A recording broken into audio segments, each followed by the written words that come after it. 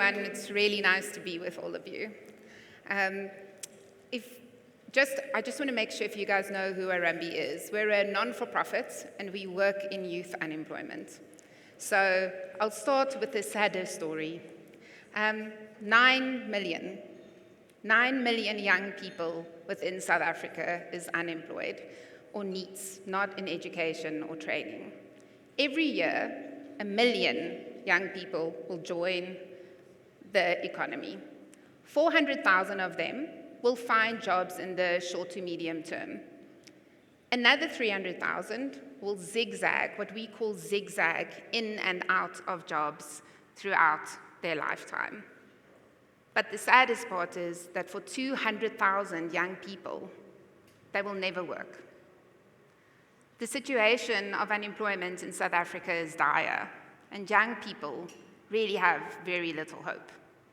So if you listen to some of the quarterly labor force surveys, you'll hear people say, well, why don't we just grow the economy, right? That's an easy answer, but unfortunately, it is not so easy. If you look at the quarterly labor force surveys, and if you look at GDP in the last few years, you can see that that might be some of a solve for some of our older citizens, but it is not for young people. Young people, many young people, are hidden in the labor market, and a lot of them are actually worse off than they were in 2008 and after COVID. So what do we at Harambee Youth Employment Accelerator want to do about it? Number one, we need partners, right? So partnering with government, business, and the social society, we have identified 4 areas that we really like to work in. The first one is sunrise sectors. Sunrise sectors are areas where we know the economy is growing and where net new jobs are created. But apart from that, also sectors where there are jobs, but there's a skills mismatch. One of them is digital. You guys all know this. Yes, there might be certain skills, but for skills for the future, many young people do not have them, and we have to find a way for them to reach that potential. 40,000 jobs at the moment is available for entry-level digital workers, but young people don't always have the skills that is needed, or businesses just don't know about them. The next area we focus on is work experience programs. Things like the Department of Basic Education teaching assistant programs has shown that giving young people work experience gives them a leg up. One work experience has an impact on a family and next future jobs that they can reach. Thirdly, there's not enough jobs in the economy. We all know that. And South Africa has a very underdeveloped informal economy. So therefore, we need young people to identify that you don't necessarily have to get a job. Your side hustle is not something that you need to do while you're waiting to get a job. This can be something that you can grow into full entrepreneurship. But we don't have the programs yet and the funding for young people to be able to do that. And then finally, inclusive hiring. And that's what I'll talk about a little bit today. So, when we talk about inclusive hiring, and you're thinking to yourself, what am I doing at a tech conference? A few years ago, Harambee realized that for us to reach scale, we'll need to make a technology play. And that is how SA Youth was born. SA Youth is a platform that was firstly created for young people to get them or make opportunities available to them in an easy way. When we say opportunities, we talk about any way for them to earn money. Jobs, short-term, long-term, learnerships, and of course also content that they can consume to become more employable and also to learn how to make their own money. Secondly, we also, of course, have to connect employers to young people. And the SA Youth, a product for employers, was then created to do exactly that. We currently have 5 million young people registered on SA Youth in the youth age bracket. About 2.4 million of them was on our platform and engaging with our platform this year. Young people really want to work. So, why are they not being hired? Why do we see the over 35 market grow, but not young people? It's because there are many barriers to employment. So I will use Palesa as an example for you. This is Palesa's CV. She matriculated, but since she matriculated, she has not been able to find a job. And she simply doesn't have the means for further education. So what does Palesa do? She applies for a job, an employer sees a CV, no work experience, no education, and it goes to the bottom of the pile. But Palesa is more than that. Palesa has been using her grant money, and she's been buying beauty products. She's been selling them to her neighbors. She started braiding hair. She's an entrepreneur, but she simply cannot scale her business enough or get funding to actually go forward with it. So she needs a job. But clearly, she has skills. She's got grit. She's got the mindset that makes her want to win. So how do we show that to employers? At Harambee, on sayouth.mobi, our youth-facing platform, we have developed behavioral screeners where we actually measure young people's behavioral mindset. And Palesa has shown that she has a willingness to learn. How many times have you heard employers say, "Ooh, I will hire for attitude any time before skill"? Well, Palesa has got a good attitude. But more importantly than that, we also have a learning potential screener. So what do we try to aim to do with that? A lot of employers, and you yourselves, love to hire grads. You love to hire grads because you know they've got education, but they've also shown that they have the ability to learn and do something. However, that's not the only indicator. In our years at Harambee with face-to-face testing, we developed a concept formation test that shows young people's potential to learn and grow, and then ultimately add to your employment area. We have now taken that test and put it on our platform. And Palesa tested in the top 20% of problem solvers. And finally, recording a voice note on SA Youth, oops, I was a bit fast there. Recording a voice note on SA Youth, Palesa showed that she is actually an upper to intermediate English speaker, meaning that she can do any customer-facing role and really be able to, and is really very employable. So now, if you look at Palesa's CV, it looks a little better, right? So apart from Palesa's CV not showing her skills, what is the other reason that young people are hidden from the economy? Job seeking is extremely expensive. It's about 1,500 Rand a month for young people to look for work. Why? Data costs. Big barrier. Secondly, employers expecting you to go and print your qualifications and have them certified. Transport costs.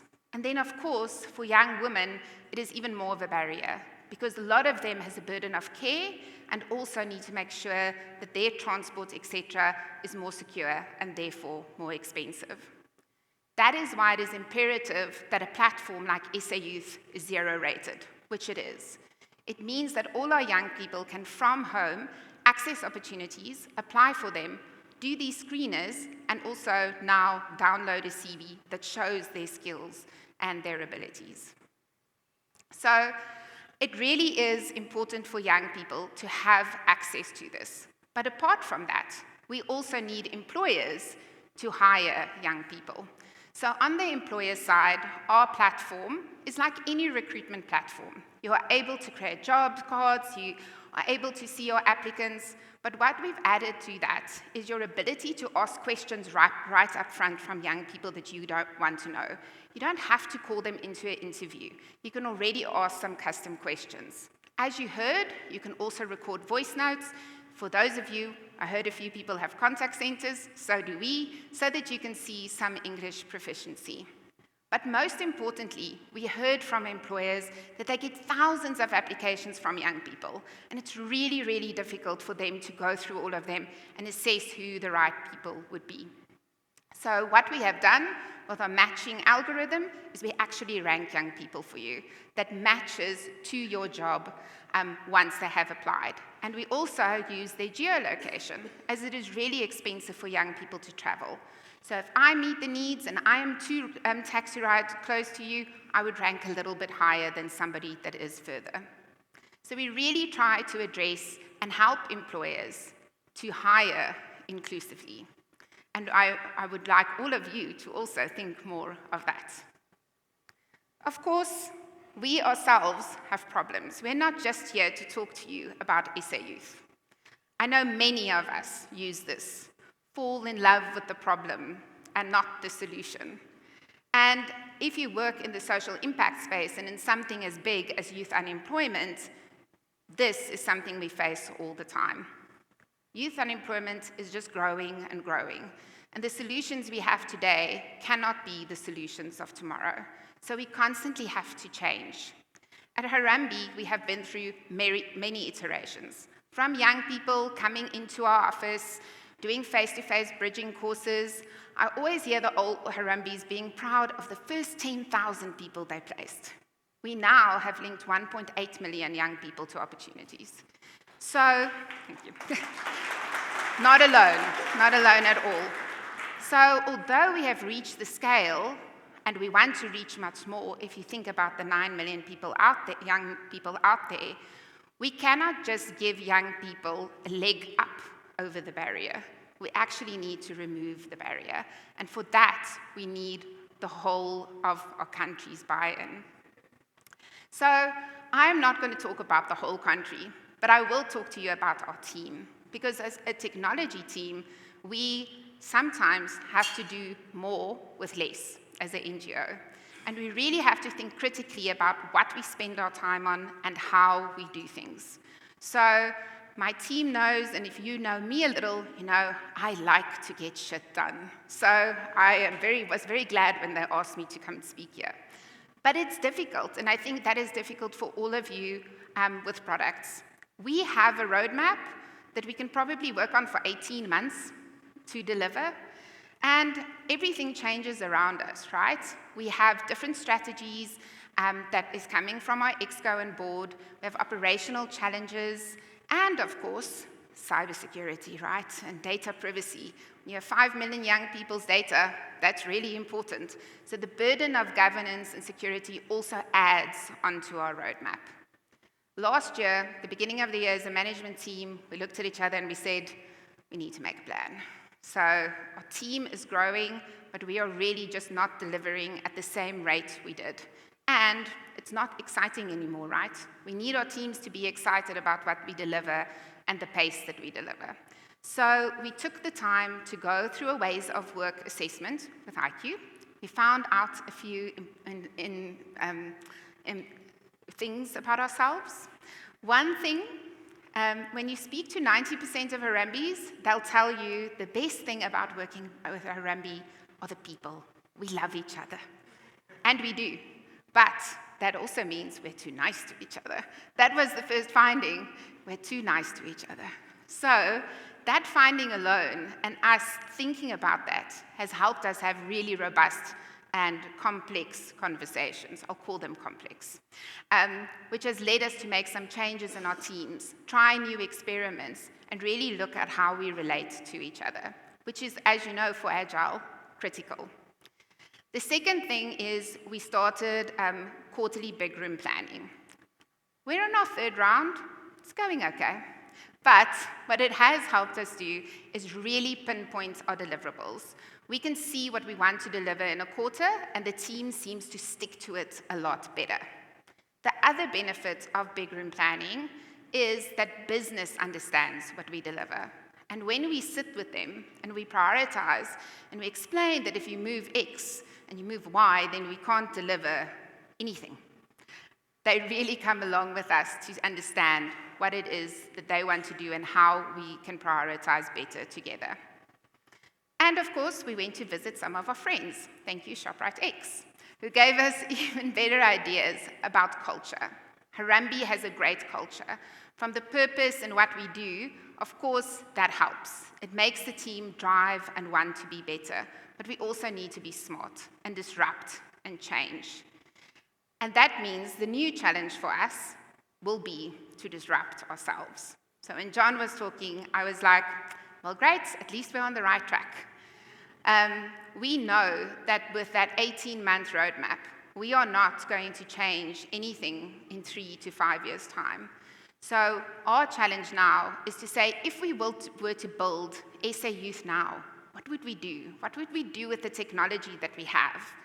And I hope Kuben, my boss, is in the crowd, that he can also convince business that there's no ROI to that, right? But for us, ultimately, we want to see in the QLFA stats meaningful percentage drops in youth unemployment.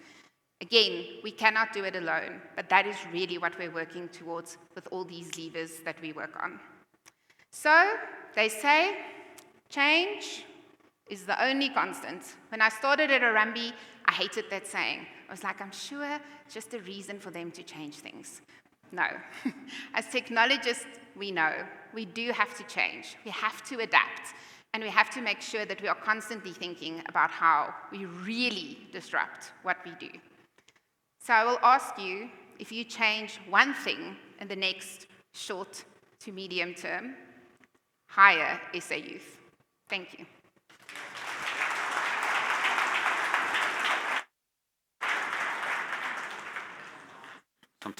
Some time for questions. Yeah, thank you. She made up time, but you were behind. That's amazing. So, questions for Hanlie. There must be some questions. Any questions? There's a question over there. Maybe just speak up for now, if you don't mind, until I don't see the microphone.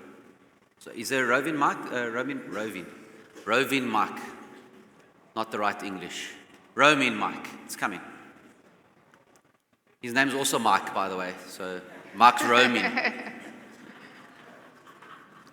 least I got a laugh over here. Thanks, Catherine. Thank you. Well done. I think this is a very great initiative. And obviously, being a mom, there are concerns around the cybersecurity. I heard that you said that is in place. And I just wanted you to maybe elaborate a little bit more in terms of how you would go around screening companies that perhaps join your platform, and how do you ensure the safety of the youth? Okay, yeah. Cybersecurity is extremely important to us. I think, we are a reputable brand and young people recognize us. And absolutely, apart from that, we feel a responsibility towards that. So in the last few years, we've really changed our tack around cybersecurity. I think in the beginning, it was a little bit in the background, but now, in the last 2 years, that is absolutely how we design. So when we think about how we plan and develop, it is immediately with security in mind. We also, like everybody, have put a lot more things in place, like penetration testing. We have 24-hour SOC, all of those IDR, EDR, you guys know all of those things.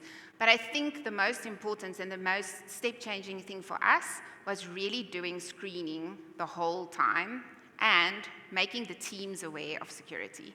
So when we develop, that is the first thing they think of, and we constantly test against that. And then, of course, things like Poppia, really applying Poppia in an organization where we use a lot of data for research. We also work with other research partners. It's important to understand what can we share, what can't we, when do we need to look at aggregated data, and it's a journey that we are constantly on. I hope that answers. Thank you for the question. Any other questions? There's one at the back there. I'm going to call Mike. No, it's not. At the back. Very full.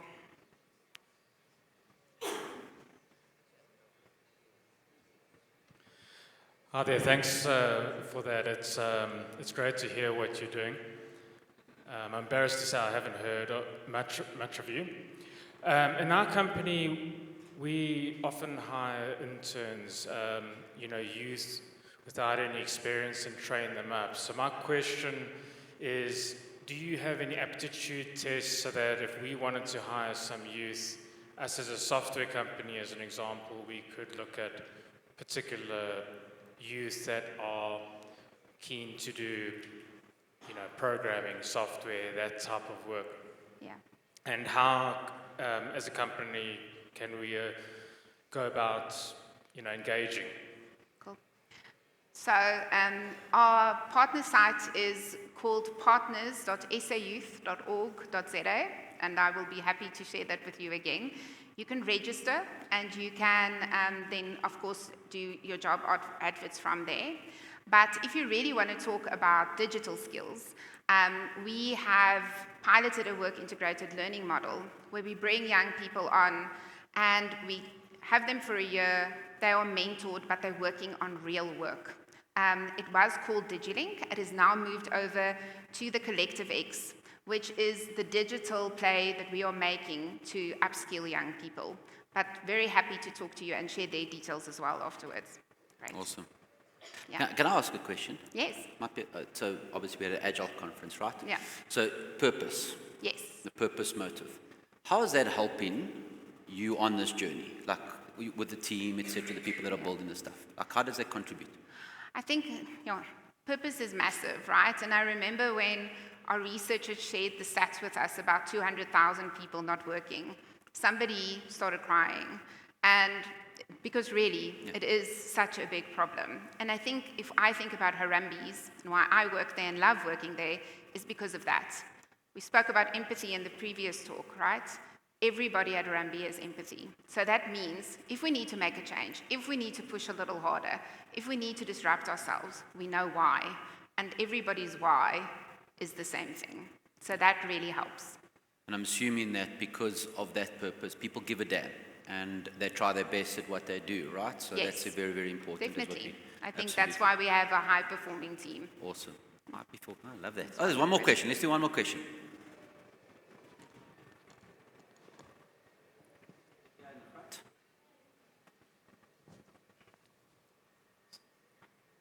Sorry, it's got to run.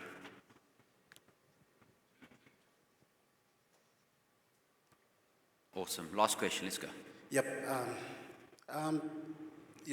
Understanding the dynamics of our economic challenges as a country, I think we all know that there are those individuals during their youth time, they've actually never had an opportunity to be employed. Some today, as we speak, they are beyond the youth parameter, sitting at the age of 36, 37, 38. Are there any plans to reconsider those as part of the program? So our focus really is on youth, right? So our focus is on youth employment. It doesn't mean that people cannot use our platform. We actually have people over 35. 35 is considered, you're done when you're 35, guys. You're old. You stop After having 35. music taste, And you're also not young anymore. In 48, you're definitely old. Yeah, definitely. You're Damn done. it. But yes, so they can still join the platform, use the platform, but really our focus is on youth. If you think about the sunrise sectors, though, the sunrise sectors is for everyone, right? It is not just for youth. So if you're worried about displacement, some young people being hired and some older people not, by really focusing on still growing the economy and looking at those sunrise sectors, we're hoping that that will absolutely not be the case. But importantly also, if you think about youth employment, it's also about sustainability. I mean, we are aging out, right? Hopefully someday we can retire. Who is going to take our place? If we don't hire youth now, we are not building skills for the future for our country. Oh, that's awesome. Well done. Thank you. Round of applause.